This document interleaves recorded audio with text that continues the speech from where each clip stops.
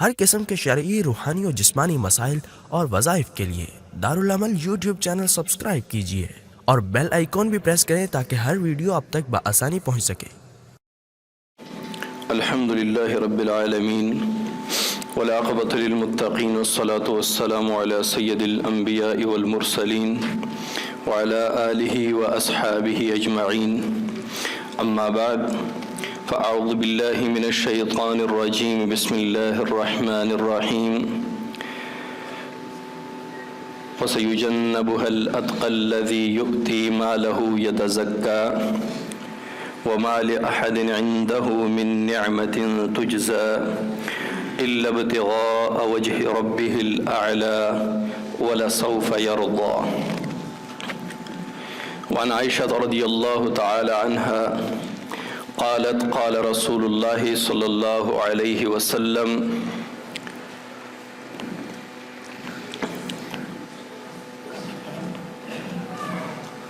لا ينبغي لقوم فيهم أبو بكر أن يؤمهم غيره، صدق الله العظيم وصدق رسوله النبي الكريم، ونحن على ذلك لمن الشاهدين والشاكرين والحمد لله رب العالمين۔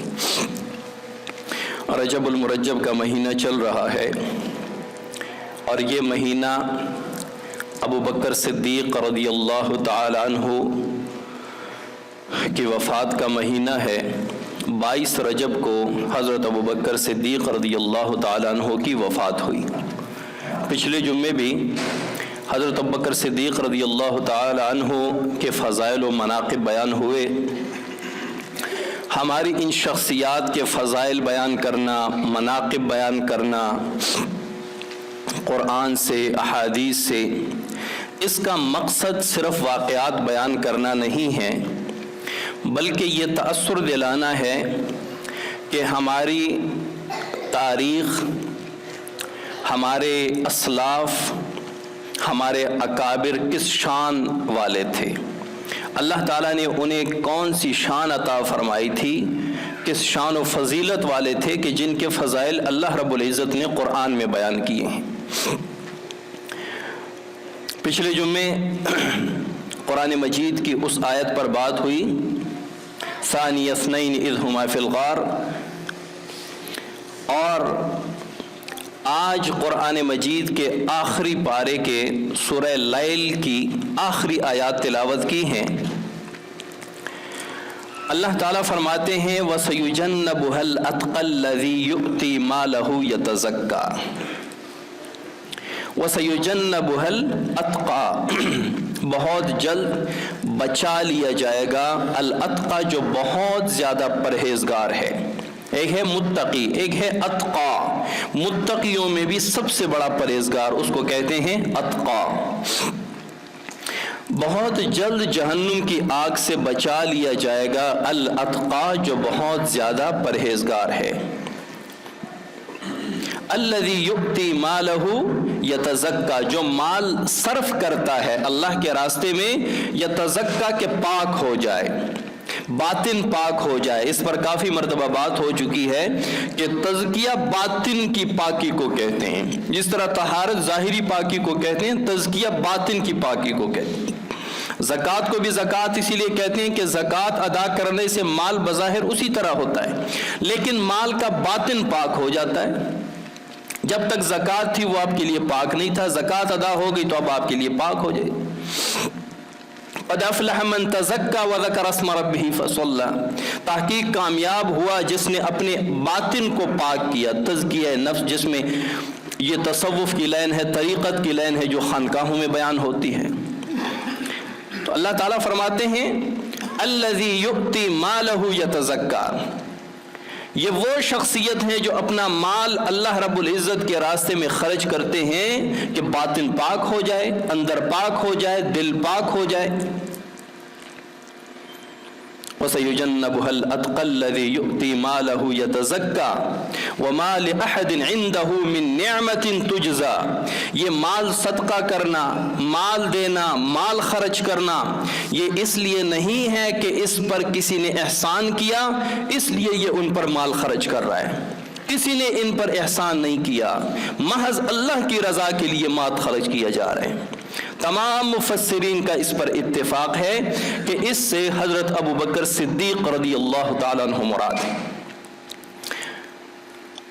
کہ جب وہ اسلام میں داخل ہوئے تو اس وقت 40,000 درہم کے مالک تھے. جب دنیا سے جا رہے تھے تو فقر کی حالت میں جا رہے تھے, کچھ نہیں تھا پاس, سارا کچھ دین پر, اسلام پر اور رسول اللہ صلی اللہ علیہ وسلم پر لوٹا دیا. ابو بکر صدیق رضی اللہ تعالی عنہ نے 7 ایسے غلام خرید کر آزاد کیے جو کفار کی ملکیت میں تھے اور اسلام قبول کر چکے تھے, اور اسلام کی وجہ سے ان پر تکالیف آتی تھیں, اسلام کی وجہ سے ان کو سزائیں دی جاتی تھیں, ان پر ظلم کیے جاتے تھے, جن میں سر فہرست حضرت بلال رضی اللہ تعالیٰ عنہ. آپ صلی اللہ علیہ وسلم نے حضرت ابو بکر صدیق رضی اللہ تعالیٰ عنہ کے سامنے صرف تذکرہ فرمایا کہ حضرت بلال کو اسلام کی وجہ سے تکلیف دی جا رہی ہے, تو حضرت ابو بکر صدیق رضی اللہ عنہ سمجھ گئے رسول اللہ صلی اللہ علیہ وسلم کا رمز, کہ آپ صلی اللہ علیہ وسلم کا مقصد مطلب یہ ہے کہ ان کو آزاد کروایا جائے. آپ گئے اور اس کو کافر سے آزاد کروا دیا, خرید کر آزاد کر دیا. وَمَا لِأَحَدٍ عِنْدَهُ مِن نِعْمَةٍ تُجْزَى إِلَّا ابْتِغَاءَ وَجْهِ رَبِّهِ الْأَعْلَى. محض اللہ کی رضا جوئی کے لیے وہ سارا کچھ کیا کرتے تھے, مال خرچ کرنا, جان خرچ کرنا, وہ صرف اللہ کی رضا کے لیے کیا کرتے. وَلَسَوْفَ يَرْضَى, اور بہت جلد اللہ اس سے راضی ہو جائے گا, یا بہت جلد قیامت والے دن اللہ تعالیٰ ان کو وہ عطا فرمائیں گے جن سے وہ راضی ہو جائے. تو ابو بکر صدیق رضی اللہ تعالیٰ عنہ امت میں سب سے اولا اور اعلیٰ فرد ہیں, اولا بھی ہیں اعلیٰ بھی ہیں, اول بھی ہیں. ایک کہتے ہیں اولیت, ایک ہوتی ہے اولویت. اولیت کہتے ہیں پہلے ہونے کو, اولویت کو کہتے ہیں اولا یعنی اعلیٰ یعنی بہترین ہونے کو. تو حضرت ابو بکر صدیق رضی اللہ تعالیٰ عنہ کو اولیت بھی حاصل تھی, اولویت بھی حاصل تھی. آپ امت میں سب سے پہلے بھی ہیں ہر کام میں, اور سب سے اعلیٰ بھی ہیں سب میں. اچھا, ابو بکر صدیق رضی اللہ تعالیٰ عنہ سب میں پہلے نمبر پر ہیں. ہم یہ سنتے ہیں اور اس کا مقصد یہی لیتے ہیں کہ ابو بکر صدیق رضی اللہ تعالیٰ عنہ خلافت میں سب سے پہلے ہیں, حالانکہ ابو بکر صدیق رضی اللہ تعالیٰ عنہ ہر کام میں سب سے پہلے ہیں, تمام صحابہ تمام امت میں سے. رسول اللہ صلی اللہ علیہ وسلم کے ساتھ دوستی, محبت, یارانے میں آپ صلی اللہ علیہ وسلم سب سے پہلے نمبر پر ہیں. کیسے؟ ابھی آپ صلی اللہ علیہ وسلم کو نبوت حاصل نہیں ہوئی تھی, نبوت نہیں ملی تھی. نبوت سے پہلے بھی بلکہ بچپن میں حضرت ابو بکر صدیق رضی اللہ تعالیٰ عنہ رسول اللہ صلی اللہ علیہ وسلم کے ایک بہت ہی محبوب اور قریبی دوست تھے, بہت ہی محبوب اور قریبی دوست تھے.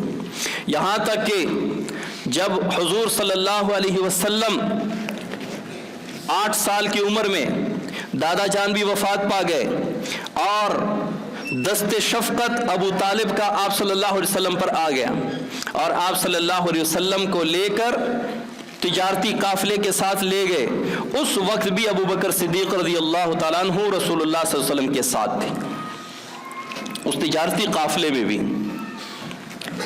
تو آپ صلی اللہ علیہ وسلم کی صحبت میں سب سے پہلے نمبر پہ حضرت ابو بکر صدیق رضی اللہ تعالیٰ عنہ ہیں, دوستی میں, یارانے میں, محبت میں. بچپن کے دوست تھے حضرت ابو بکر صدیق رضی اللہ عنہ. اس کے بعد جب آپ صلی اللہ علیہ وسلم نے نبوت اللہ تعالیٰ نے عطا فرمائی, تو اسلام لانے میں سبقت کرنے والوں میں سب سے پہلے حضرت ابو بکر صدیق رضی اللہ عنہ. مردوں میں سب سے پہلے ابو بکر صدیق رضی اللہ تعالیٰ عنہ ایمان لائے, تو ایمان میں بھی سب سے پہلے نمبر پر ہیں, ایمان میں بھی سب سے پہلے نمبر پر ہیں. اور آپ صلی اللہ علیہ وسلم پر خرچ کرنے میں بھی سب سے پہلے نمبر پر ہیں. رسول اللہ صلی اللہ علیہ وسلم نے فرمایا کہ ہم پر جنہوں نے جتنا خرچ کیا, جتنا ہمارے ساتھ احسان کیا, ہم نے سب کا بدلہ چکا دیا سوائے ابو بکر کے. अबू बकर रज़ी अल्लाह अन्हु का बदला अल्लाह ताला क़यामत वाले दिन अदा करेंगे। इसी हदीस में फरमाते हैं कि हमें किसी के माल ने इतना फ़ायदा नहीं दिया जितना अबू बकर सिद्दीक़ रज़ी अल्लाह ताला अन्हु के माल ने फ़ायदा दिया। लौ कुन्तु मुत्तखिज़न खलीलन लत्तखज़तु अबा बकरिन खलीला, अगर मैं किसी को अपना जानी दोस्त बनाता, दोस्त अबू बकर सिद्दीक़ रज़ी अल्लाह ताला अन्हु थे। खलील उसे कहते हैं कि तकलीफ, मुसीबत, परेशानी के वक्त आप उसके पास जाके उनसे कुछ ले सकते हैं। तो रसूल सल्लल्लाहु अलैहि वसल्लम ने फरमाया अगर मैं किसी को खलील बनाता तो मैं अबू बकर सिद्दीक़ रज़ी अल्लाह अन्हु को खलील बनाता, लेकिन वो मेरा दोस्त है, भाई है। और आपका साहिब जो है, आप सल्लल्लाहु अलैहि वसल्लम फरमा रहे हैं कि आपका साहिब जो है, यानी अपने बारे में फरमा रहे हैं कि वो अल्लाह का खलील है। अगर मैं एक दुनिया में किसी को खलील बनाता तो अबू बकर सिद्दीक़ को बनाता। हर काम में पहले नंबर, वो कहते हैं ना सिद्दीक़ दा पहला नंबर, तो हर काम में हज़रत अबू बकर सिद्दीक़ रज़ी अल्लाह ताला अन्हु का पहला नंबर आ रहा है। रसूलुल्लाह सल्लल्लाहु अलैहि वसल्लम के पास एक औरत आई, किसी काम के सिलसिले में बात हो रही थी। रसूलुल्लाह सल्लल्लाहु अलैहि वसल्लम ने उन्हें दोबारा आने को कहा कि कुछ अरसे बाद आप आए। तो उस औरत ने कहा कि अल्लाह के रसूल, अगर मैं वापस आई और आपको न पाया, उस औरत का मकसद ये था कि अगर मैं वापस आई और आप सल्लल्लाहु अलैहि वसल्लम दुनिया से रुखसत हो चुके थे तो फिर मैं किससे ये मांगूं, किससे मिलूं? तो आप सल्लल्लाहु अलैहि वसल्लम ने फरमाया तो फिर अबू बकर सिद्दीक़ रज़ी अल्लाह ताला अन्हु से मिलना।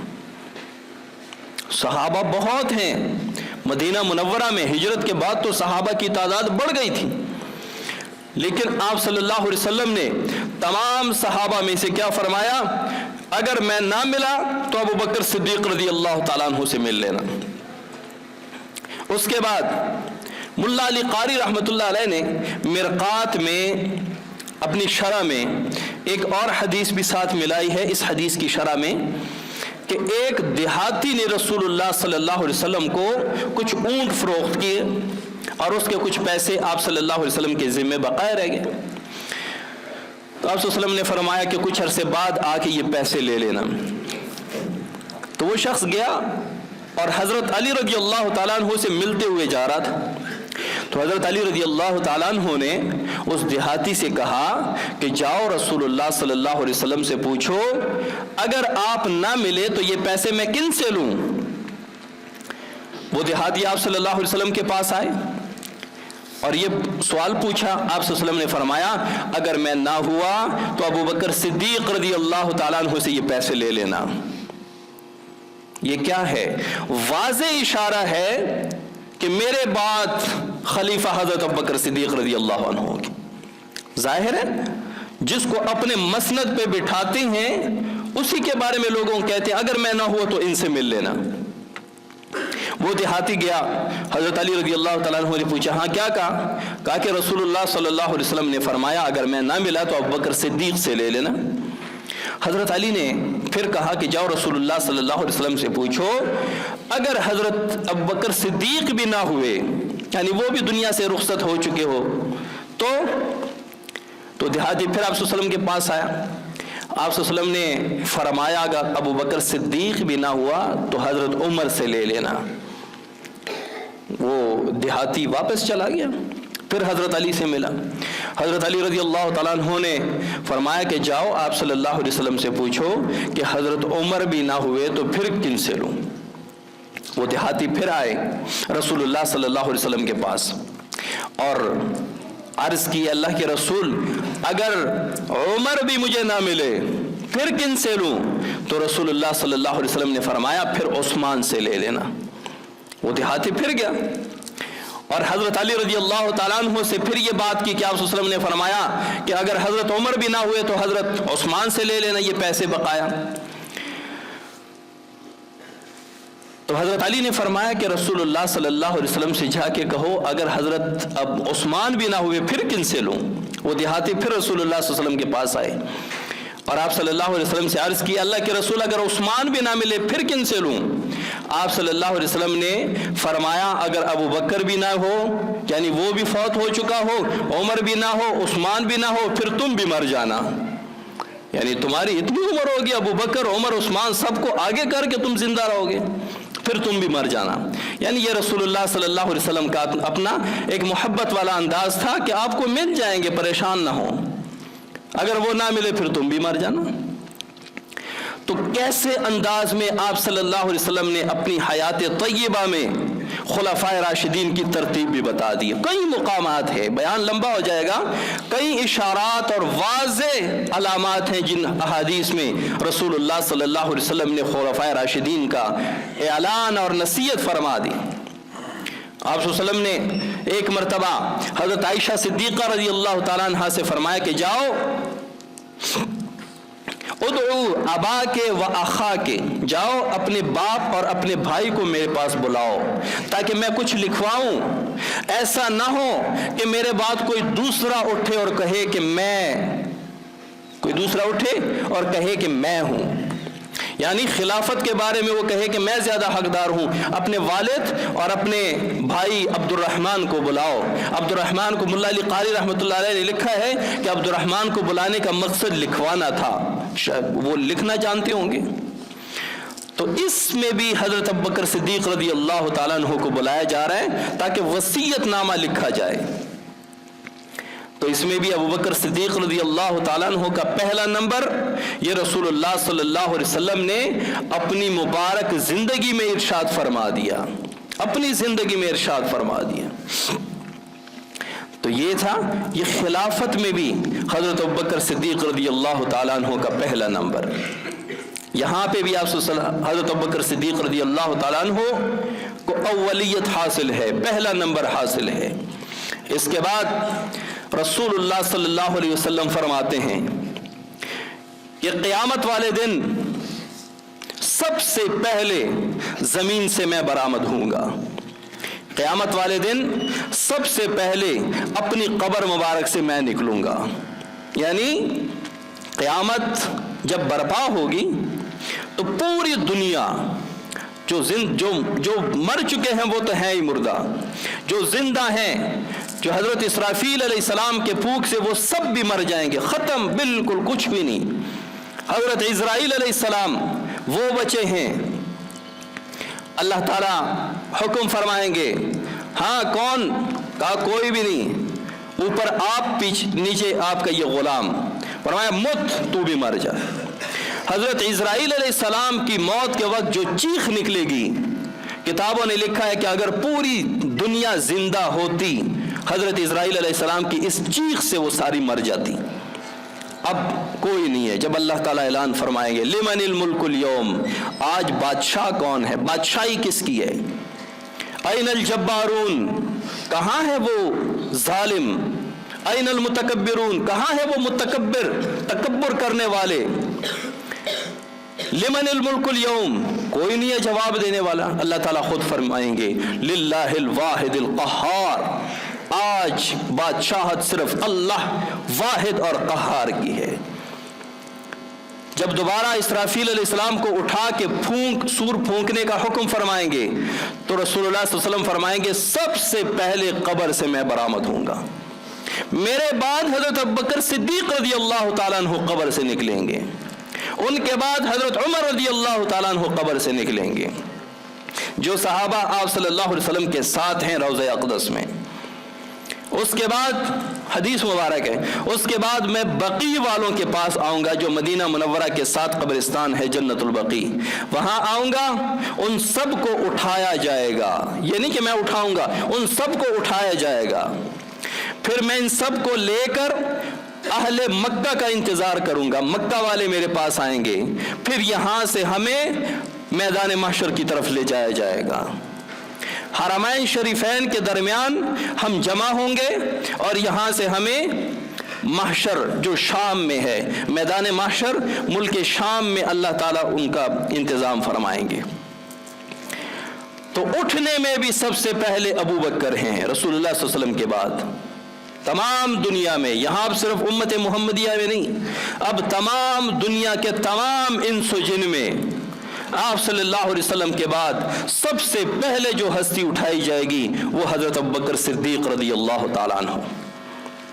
اس کے بعد آپ صلی اللہ علیہ وسلم کی حدیث مبارک ہے, آپ صلی اللہ علیہ وسلم ابوبکر صدیق بھی تشریف فرما تھے, صحابہ تشریف فرما تھے. آپ صلی اللہ علیہ وسلم نے فرمایا اتانی جبریل, میرے پاس جبریل علیہ السلام مجھے جنت دکھائی, مجھے ہاتھ سے پکڑا اور مجھے جنت کا وہ دروازہ دکھایا جس سے میری امت داخل ہوگی.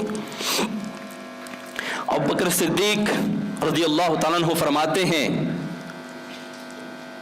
لوددت انی معک, کاش میں آپ کے ساتھ ہوتا, میں بھی جنت کے اس دروازے کو دیکھ لیتا جس سے آپ صلی اللہ علیہ وسلم کی امت داخل ہوگی.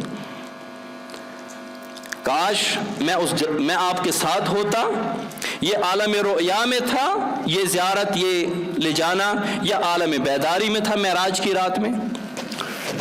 تو ابوبکر صدیق رضی اللہ عنہ نے فرمایا کاش اے اللہ کے رسول, کاش میں آپ کے ساتھ ہوتا, میں بھی جنت کے اس دروازے کو دیکھ لیتا. آپ صلی اللہ علیہ وسلم نے فرمایا اے ابوبکر, جنت میں میرے بعد سب سے پہلے اس دروازے سے آپ داخل ہوں گے. تو جنت میں بھی سب سے پہلے آپ صلی اللہ علیہ وسلم کے بعد سب سے پہلے داخل ہونے والے ابوبکر صدیق رضی اللہ تعالیٰ عنہ. اسی لیے تو کہتے ہیں صدیق دا پہلا نمبر. ہر ایک عمل میں, کام میں آپ صلی اللہ علیہ وسلم نے صدیق اکبر کا پہلا نمبر بیان کیا ہے.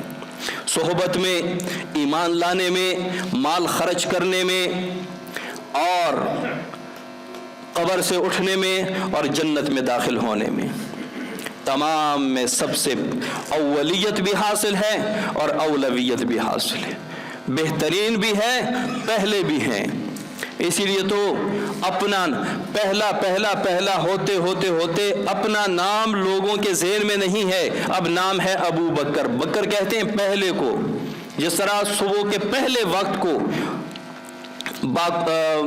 باکورہ کہتے ہیں, بکر پہلے کو کہتے ہیں. باکرہ وہ پہلی نوجوان لڑکی جو پہلی بلوغت میں داخل ہوتی ہے, جس کو باکرہ کہتے ہیں, وہ پہلی ہوتی ہے اسی لیے اس کو باکرہ کہتے ہیں. تو ابو بکر ہر جگہ پہلا نمبر اللہ تعالیٰ نے دیا تھا, اسی وجہ سے نام بھی ابو بکر پڑ گیا. نام تھا عبداللہ بن عثمان ابی قحافہ. عبداللہ اسلام لانے سے پہلے بھی ہر قسم کے شرک اور فضولیات سے باغی تھے حضرت ابوبکر صدیق رضی اللہ تعالیٰ.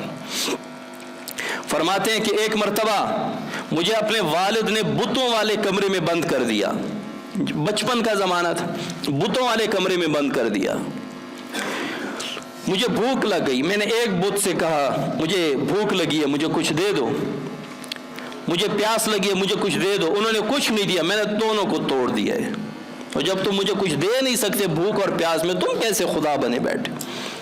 اپنے ہاتھوں سے تراشے ہوئے پتھر کے صنم اب بت خانے میں بھگوان بنے بیٹھے ہیں. اپنے ہاتھوں سے پتھر تراش کے خدا بنا دیتے.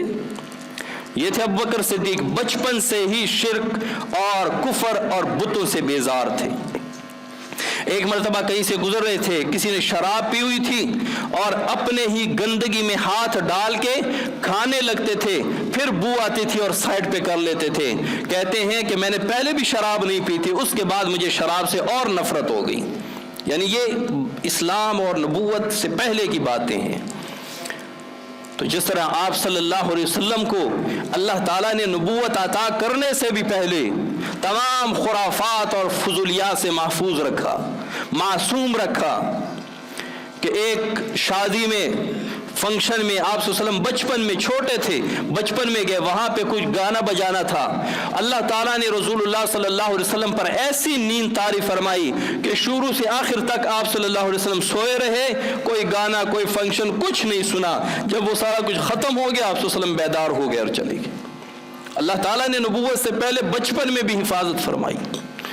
تو اسی طرح ابوبکر صدیق رضی اللہ تعالیٰ عنہ کو اللہ تعالیٰ نے نبوت سے پہلے, اسلام لانے سے پہلے, آپ صلی اللہ علیہ وسلم کی نبوت یا ابوبکر صدیق رضی اللہ عنہ کی اسلام لانے سے پہلے بھی ان تمام خرافات, شرکیات, کفریات سے محفوظ رکھا تھا.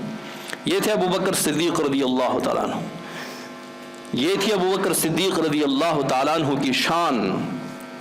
اللہ تعالیٰ ہمیں तमाम सहाबा किराम की इज़्ज़त और ताज़ीम करने की तौफ़ीक़ अता फ़रमाए और हमें आप सल्लल्लाहु अलैहि वसल्लम और सहाबा के नक्श कदम पर चलने की तौफ़ीक़ अता फ़रमाए। वमा अलैना इल्लल बलाग़।